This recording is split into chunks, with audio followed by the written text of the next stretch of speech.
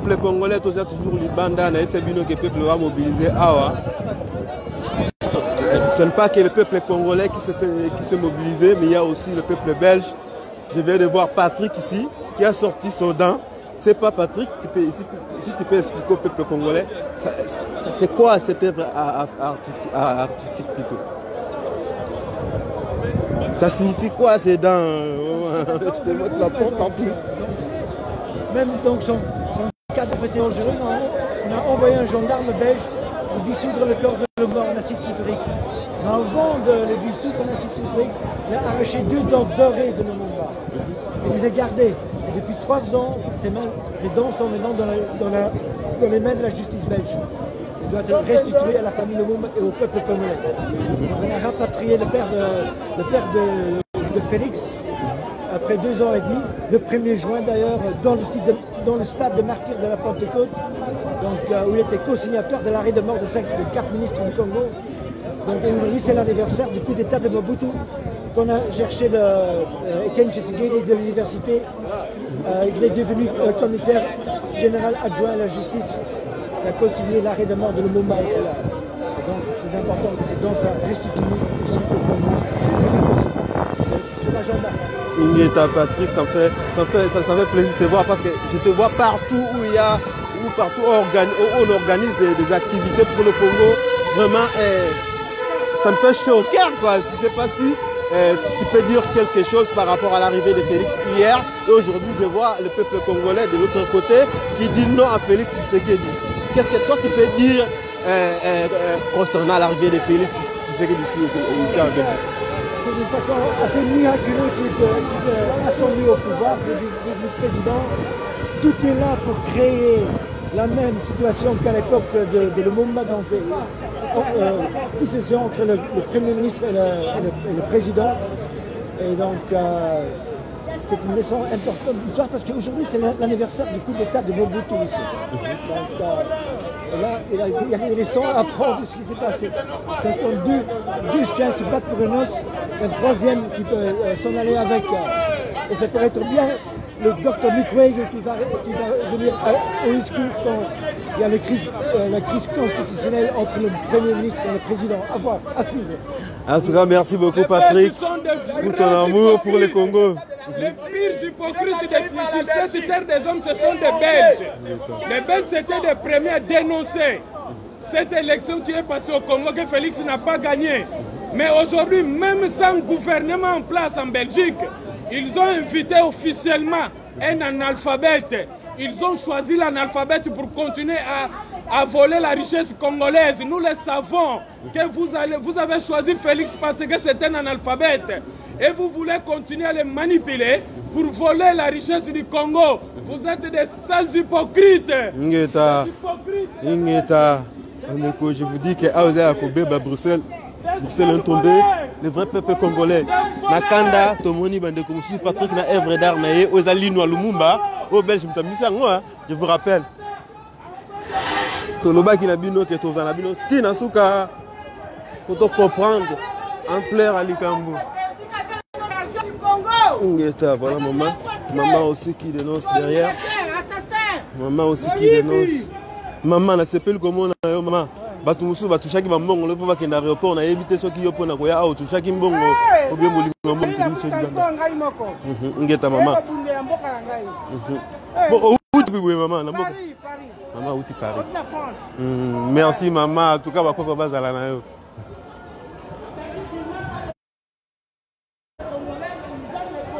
bandeko peuple congolais abimi libanda lelo de partout et d'ailleurs bandeko Bruxelles bazape belé bakoti baliège omoni nini lelo police belge azana musala bakongolais baza kolukana pona nini ekoma boye pona nini bakongolais bango na bango tokomi kondongwana mama Kongo ingeta mama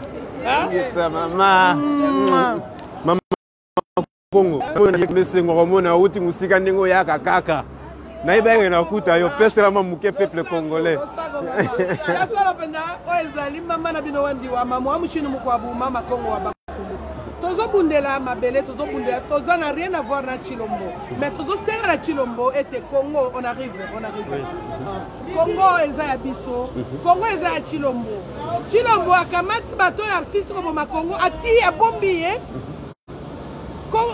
okobomba moto asisi ko boma ndeko ndenge biso za problème soki yo longoli biso makeke ozali o gagner élection te soko longoli biso kanambe na kinga kati wana otindi epai bango akotinda wana nde tokondima yo mais ntango yozwi ozoprotege ye bainstitution nyonso ezali na maboko na bango ya FCC Chilombo ozosala nini ozali président ya mboka nini donc makambo oyo baza kotinda na Kagame communauté européenne bazoloba yango yozolanda mais Chilombo tozaloba ye ingeta wana ezalaki mama Kongo ye pa uti musika mama oyo abunda mingi mpo na mboka abunda meme na Chilombo ye azwa ya otelemela ye boza komona ndenge nini bandeko na bama ya moto eza peuple baza mobilisé équipe à presse peut mobiliser au presse diaspora boza komona ndenge nini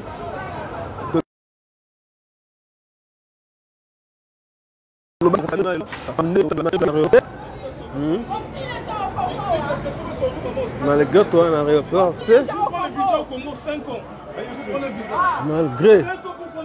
malgré tous ceux qui n'ont reporté pour des raisons inconnues, mais les autres qui 2 jours pour faire vivre en direct. Autant partout. Le peuple congolais, ils ont Félix Tshisekedi.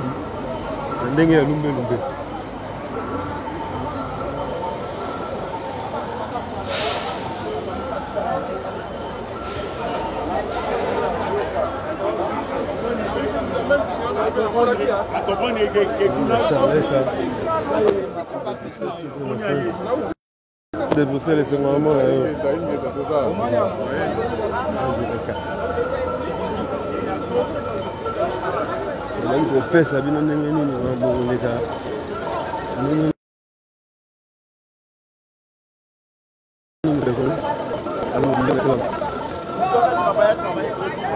peuple congolais conscient des parfaits d'ailleurs.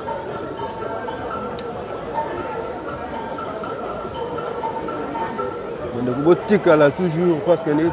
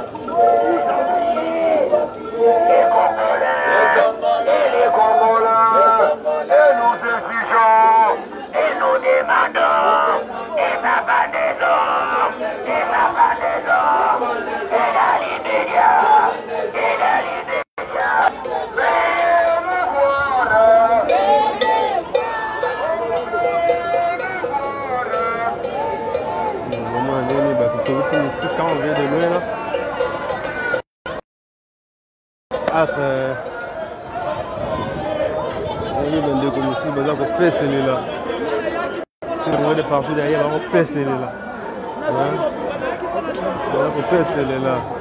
On laisse bien parler. Ça va bien. Patrick Ngansi.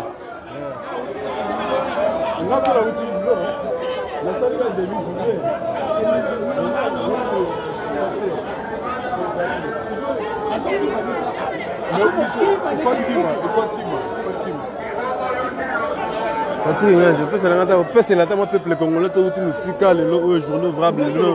Normalement, il faut faire la moussa là.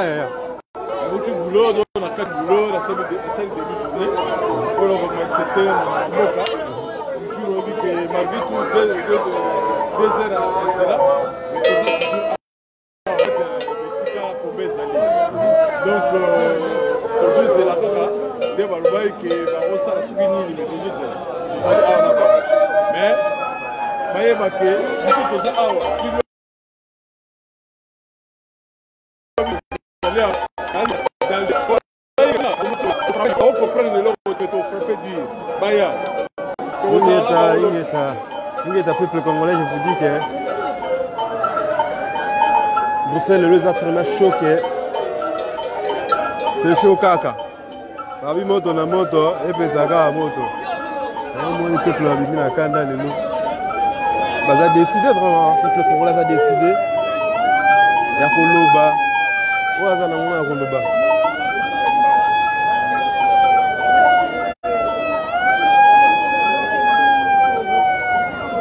Na sala qui hein? Sala qui moi.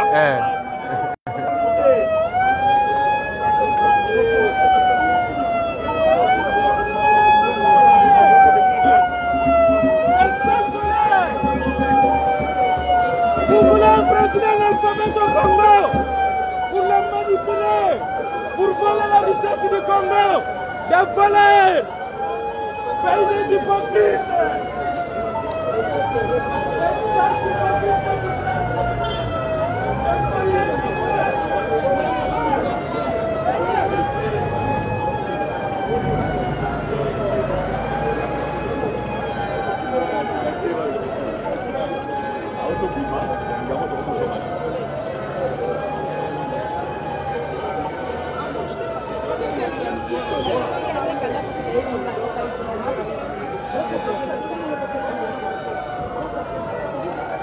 Je vous rappelle que le peuple congolais va outil de partout et d'ailleurs. Va outil Moussika, Kébessas n'a pas gratuitement. On a évité ce que moi chiffre, mais tout le monde a outil dans le cas de c'est ça qu'on a besoin au Congo. Mais relax tout.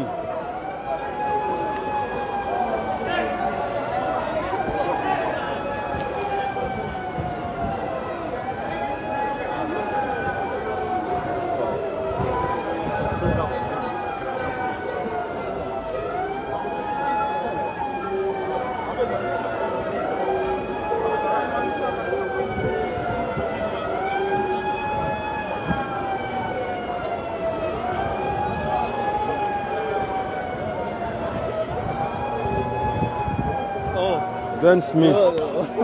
La délégation puis la délégation est à l'eau ça. Nous avons mis à l'eau un petit peu chiffre pour pas qu'il y ait un aéroport le bateau. Jamais na côté Kamboka na ngapo na moi chiffre. Combien de Congolais bazo souffrir. Moi t-shirt était à Paris quoi. Jamais. Tu vois que na zabo. Nazo bonza pona mboka na côté après. Donc jamais na côté Kamboka na quelque chose. Tolinga na zi bongo bande ko na bazo souffrir na mboka. Bango bazini.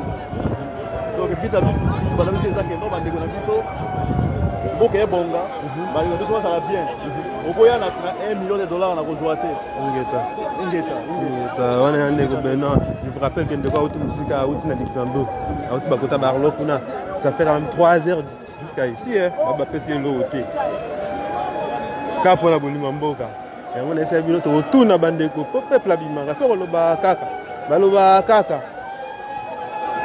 Tout le monde dans la journée, ça nous doit pas mobiliser. Je dis, opinion internationale, c'est ça. Ah ouais.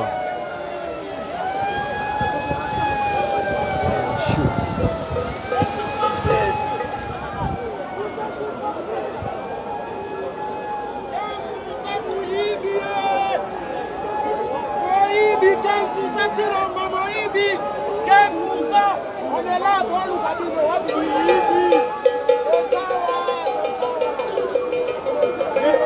il a commencé à voler d'abord des partenaires. Il suit pas dernièrement. Chilolo, Mouyibi.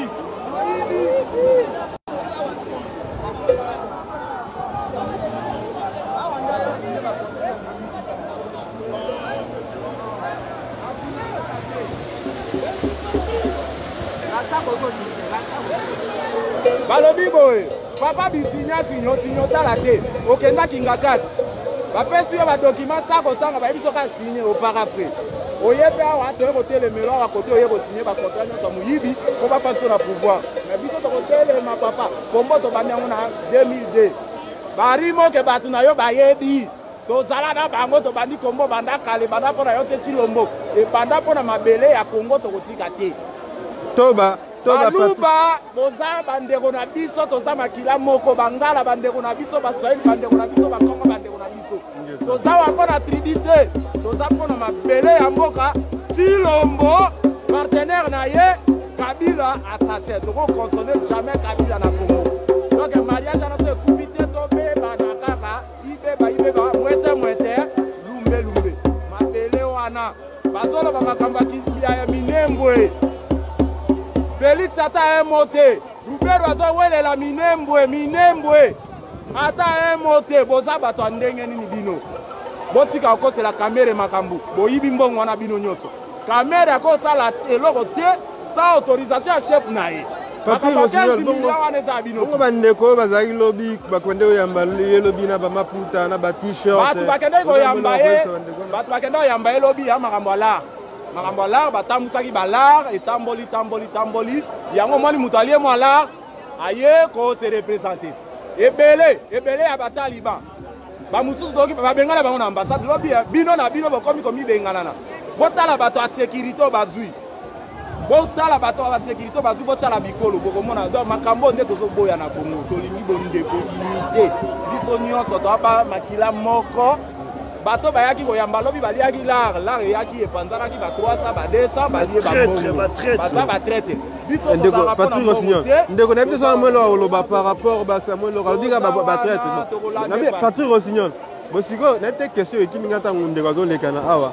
Siko yo ndenge oyebwe ata mwa t-shirt apare ko ozwi te pa bato baza kobima awa bato ifaa babima lelo bato bamanipuler papa pangwanda batapare ko est-ce que ozwata t-shirt apare ko te na moni opolati t-shirt te ngai naza mutu ni apare ko naza soki ni mutu ya IDPS naza soki ni mutu ya SID ni mutu ya nani ngai naza mutu ya Congo biso toza mpona Congo l'ensemble ya Congo nakozwa t-shirt te tala ngai nabeti nzakomba ya teni ya bitumba nakolata t-shirt ya mutu baloba ya komba esili na moni na teni na kamwe obangi te babeta yo nani asilisi komba ngai nalati teni yango oyo nabeti teni na komba ta nani asilisi komba na mboka oyo baloba ileso amoni na teni obetami obangi te babeta yo kipa ozedi ke na komba na Belgique esili tie ki ya komba ba Tshisekedi babanda yango bana na mboka kuna nani yango apekisaka bango kombe kosila te kombe bandi banda kala bakasavu balumumba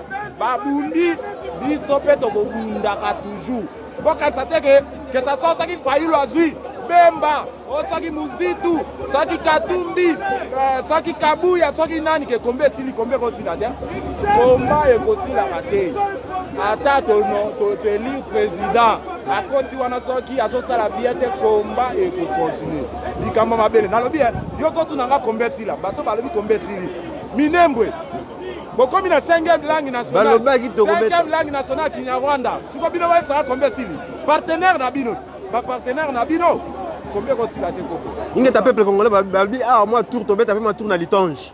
Oui, obligé. Tozolanda. Affrontement, na litonge. Partout. Vous t'avez mon niveau. Le ministère des Affaires étrangères, tu y a côté royal signé par contrat, n'a pas y a tant à l'année, y a signé en écaka. Ça te l'ongwa wa to zana matongé. Matongé ya mutute matongé za biso ba. Mutoko pe. To vivara na litonge. Ko biso to pe sa bangote. Mutoko pe sa mutute. Matongé za biso Congo za biso nyonso. Sol bolobi Félix aza président ba congolais. Pourquoi bino bozo boya siko ke no biso doya kuna. Bozo boya kwa ni bolobi aza président ba congolais comme ya ba liste. Makambo wana ekosimba te. Tribalisme to boyi to kopota na tina suka ti libération à Congo point barre. Inge talika mabele Patrick Rossignol ndeko pa pesa la mwa muke pour le tolobaki obeba to na bango des jours. Ndeko vraiment mboka na bino ya bino actif engagé pour Congo Blanchot Siliki donc naza présent nesika o te bisa bino ke makamesa maboko na biso c'est le peuple nem takoloba. Peuple nem takoloba. Tu comprends? Donc ndenge za boye fachi mo batama situation ezala maboko na biso. Tu comprends déjà système nozoa nango donc oza vi mukuse papa. Ndeko mo question muke balobi bandeko nyonso oyo ndeko mo akomelenga na sa publication mo ndeko mo akomelenga yebisi ngai bino boza manipuler na bandeko apariko boza manipuler na ba politiciens. Est-ce que yo zota mo t-shirt pour na monite oya na teni? Na boye kutu ndena boye bandeko na na frère na ngamoko na bonga makite mais na yeka kuna fode boutre na fode train à partir France puis na commune à Paris na la province na Panama après na suis qu'on tirage de biso chikoto kitoko nali mbonga ndenge nali mbonga nani après quoi abundela mboka papa ngwanda abundela mboka on comprend série basela bang série bang bazana na bokonzi na kini wana complot ndo sa matériel ba no ba combat vérité on no sote be no ba makambo o bimi le lote ba biloko mingi ba ndo sa matom to mona ba ndeko mingi o bazwa agresser biso tokobenga bango so bandeko te tobenga bango bandeko kapa toyambaka bango na mboka na biso toyambaka bango mpona ndenge ezali bacomplot na bango biso oyebaki te ezalaki bacomplot mo makasi donc père Mwanda yebaki neti bosaliri ete ya akopewa mbongo ta azwi mbongo yango wapi mbongo esesila kala mbongo esesila kala ngeta ndeko donc tobeta no tour mpe na litonge officiellement tozali papa artiste anga te osimi so makambo toyosisa bango tu ngeta sopala baza te totobeta mama moko bamaliba kuna azwa mabundi tala mabundi minene fasi ndomo yake o moluba apres ntongo abima aota biso tobi yo otimba bakombatant odo ale lumbe nana image yango na image yango babeta ye mabe asoki kote azwima nzolo aresone ke oui eza sino azwa eza basola cilolo matondo mbuta matondo merci bakoko bazala na yo je vous rappelle que bandeko après tobeta moi tourne à l'étage tous ensemble hein? Bonjour maman. Ça va bien. Ça fait longtemps.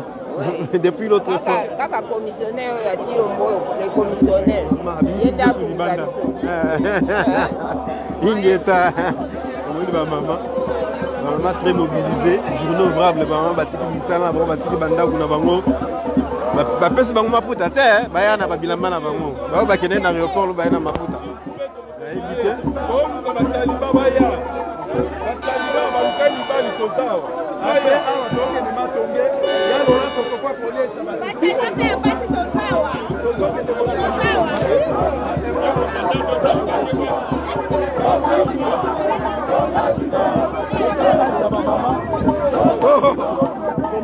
Jusqu'à la mort, ouais.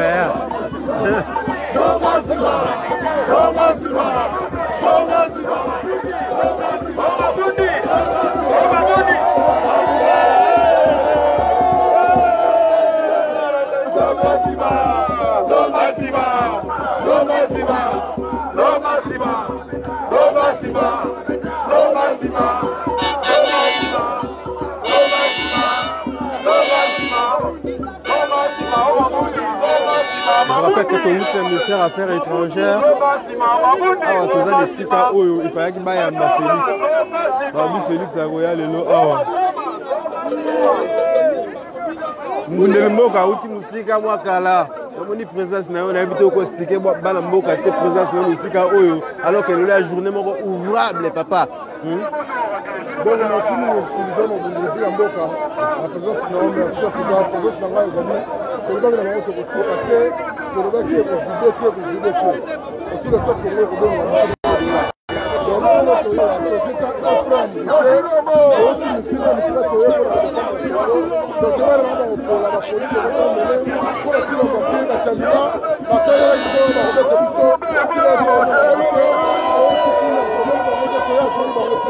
donc bazate le Togolais on a tiré ma tête qui va aller ça na maboko ba rona ça na bokipa avec du police quand même bazan un poster place les gens à présent comme ça partenaire bango et de la tirate ba ya mère on va jouer à mère quand ils sont ils sont pas venus de remercier de rembima et on va les relayer quand de rembima et tu ne sais pas quand on a naie na ba partenaire na ba rona comme ça on a pas justice le barosum que le machebea Karma Touloulou, comme on va vous dire la 12 millions de morts, quand ils sont encore à Maluku, par le son qu'on va plus se faire la Congo, pour trouver la justice dans la Congo. N'a pas de la commande à piège et une épaisse. Quand on va tomber dans la justice, voilà Jacob et arrêtez de voir la Félix. Félix, tu ne vas commencer à dire président, Jacob et Zara à la prison. Nandolo, nous allons se rendre comme on va une épaisse, la boule de Tilo. Si tu as dit que tu as monté, maintenant comme on a ça pour donner la justice dans la Congo, maintenant on a la balle, tu ne vas pas le côté d'un peu. Vous avez dit que vous avez été de voir au Sénégal, vous avez le vous avez dit toujours au Sénégal, après vous avez été de la militaire, ça par exemple madame, moi, il a fait de m'enseigner ça, de ma militaire, de ma policier, de ma fonctionnaire, peuple français là, il a moins de priorité, alors que maman on a pas tout, ma 4 euros, parce que tout va y avoir la bonne, la corruption, donc nous avons continué toujours une des pays le Canada ne tombera jamais Congo, c'est qu'à toujours, là, on ne connaît pas Congo, c'est comme à Pareto, parce que les peuples de retour à l'hier, on dit pas, merci, ministère de la Congo, du Congo, peut-être qu'on a Congo, c'est le Congo, nous avons rencontré le monde, la Belge, la Belge, c'est la Yambie. Ingeta, peuple congolais, les qui de partout. De partout. On a une Allemagne, journée ouvrable. Pour vous dire à quel niveau le peuple est mobilisé. Il faut prendre quelles affiches il y a battu. Mais oui, mais indirect. Très mobilisé.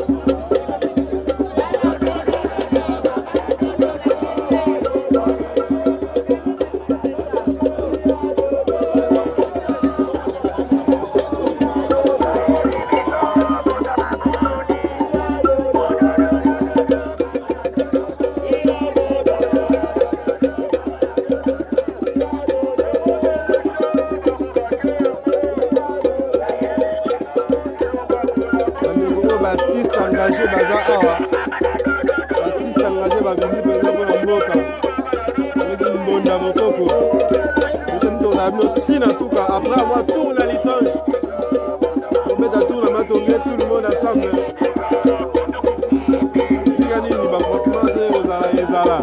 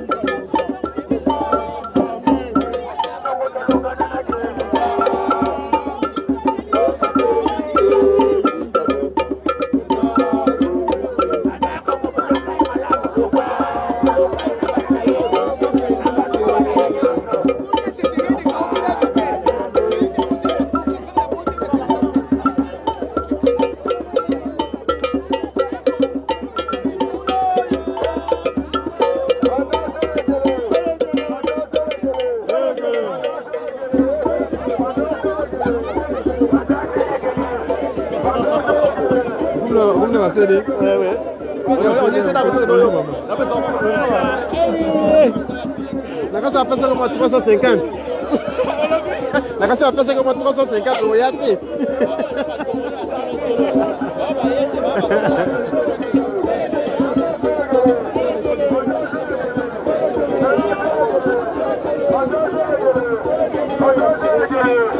Commandant Esso. C'est là moi peuple. Après moi tourne à l'étage je veux bien. Pour ton petit quartier. Non. Toujours la nature on partout. Azala qui la ministère des Affaires étrangères, d'autres la ministère des Affaires étrangères. Pour la fédération des entreprises belges. Parce que bamoyambaye awa na 14h. Yango monike toye mais bataliba bazomona na terre. Bataliba balobaki ebele. Bazomona na terre. Churambo imbécile nyama. Ozamuta kisangani te okosa te ozamuta kisangani. Zala Pierre.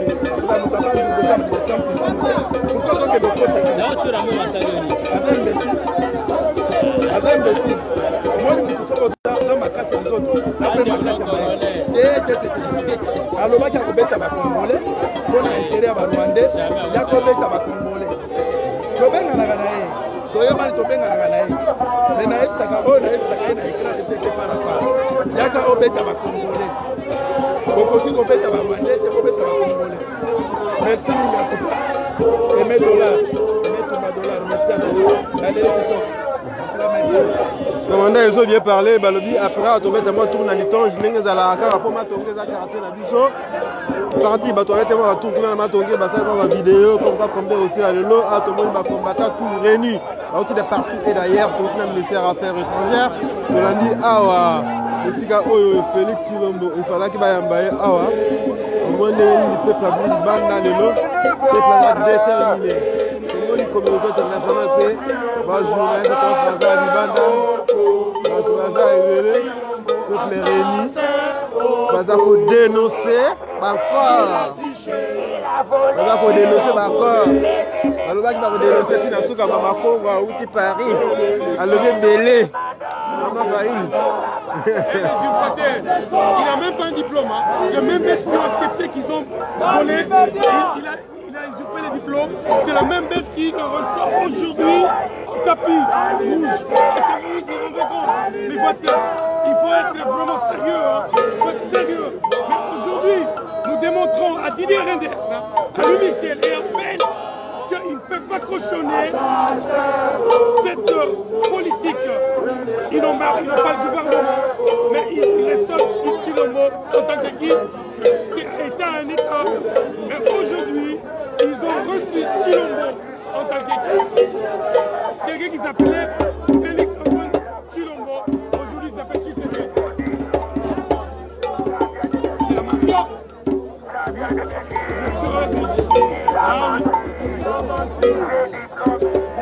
Collabo. Et voilà.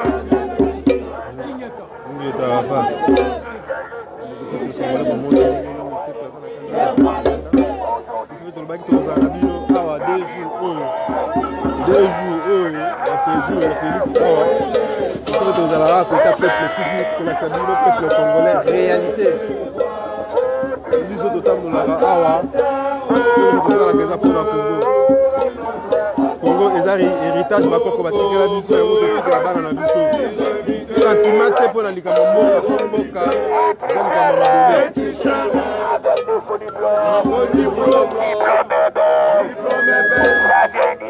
ça vient d'ici, les rois le sait, Michel le sait, les faux diplômes, l'université, le Belgique, c'est pas vrai, venez voir,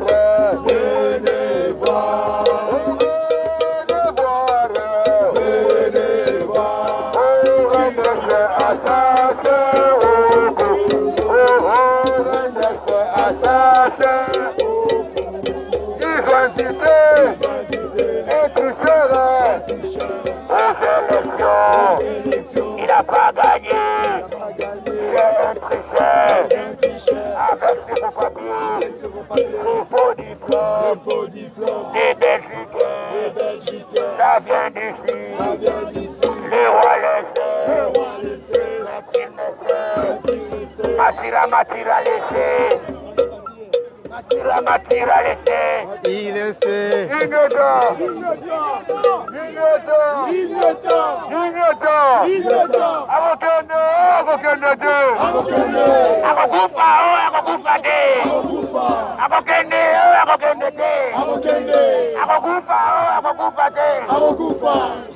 Yaki na papa.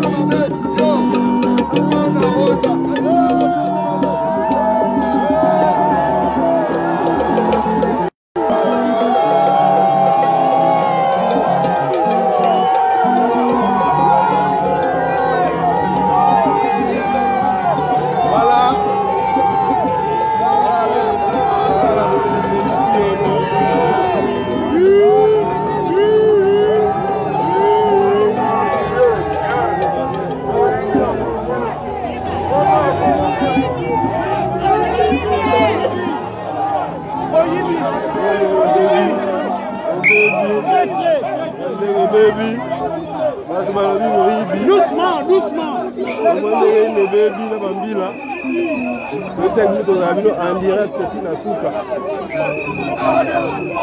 Voilà, arrivé à petit Lomba. Petit Lumbe Lumbe. Petit Baga.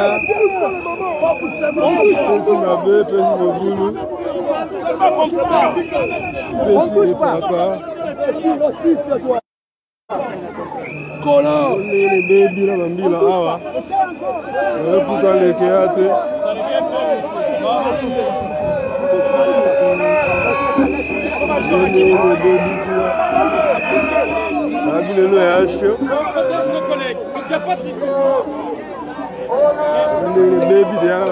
Il combattant jusqu'à la mort. Il combattant toujours.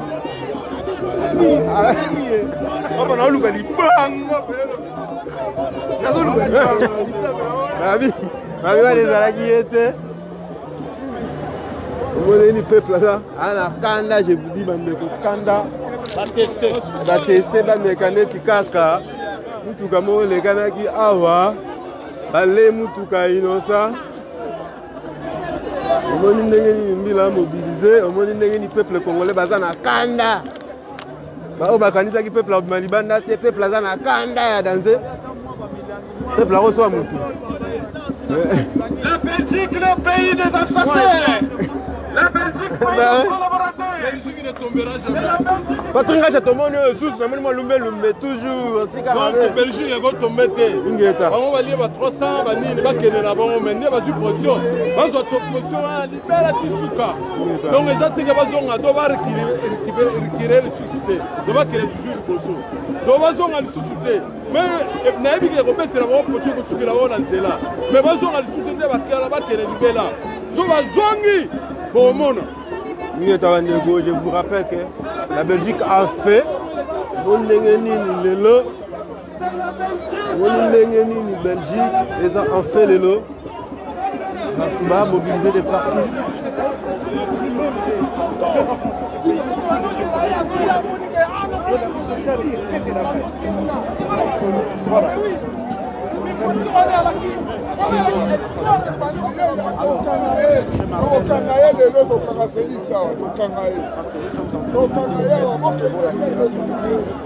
On est obligé de se donner parce qu'on est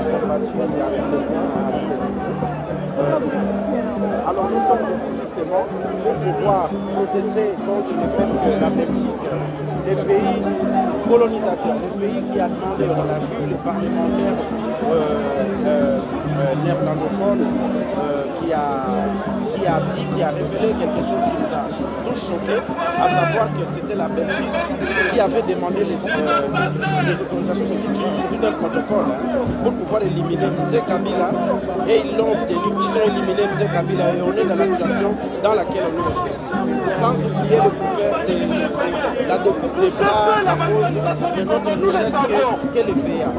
Maintenant, ils ont, il n'y a pas longtemps, installé les fichiers de comment il s'appelle, Lumumba.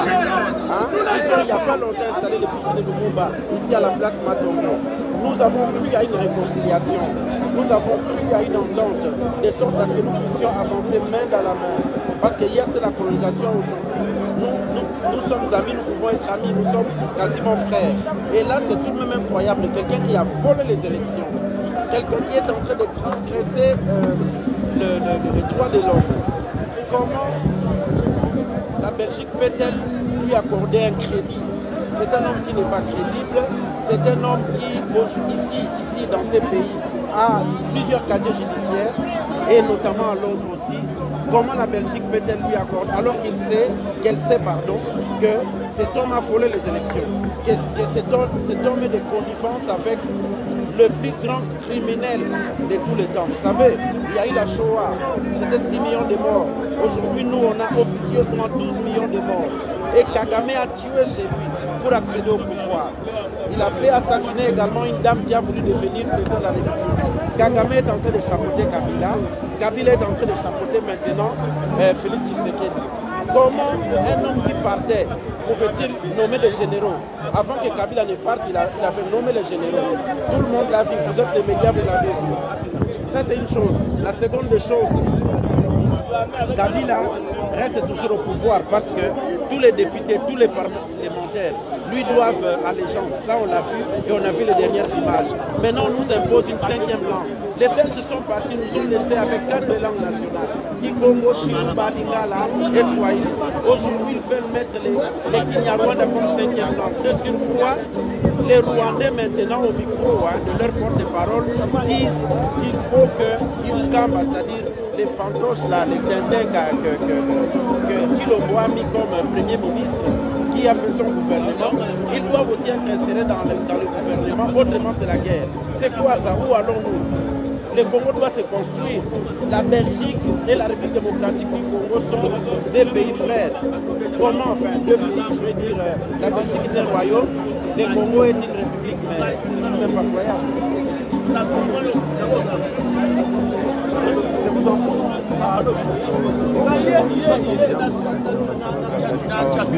Nazabu bakpir batakuwa bataya kameli taksi bakpir kwa ya familia kana ndio ona kwa kuoti makolo kwa masolo kwa chat kwa masolo ni ako manaka kwa kamera sala ende masaki masaita tatu kwa ngada kitelo hapo tabola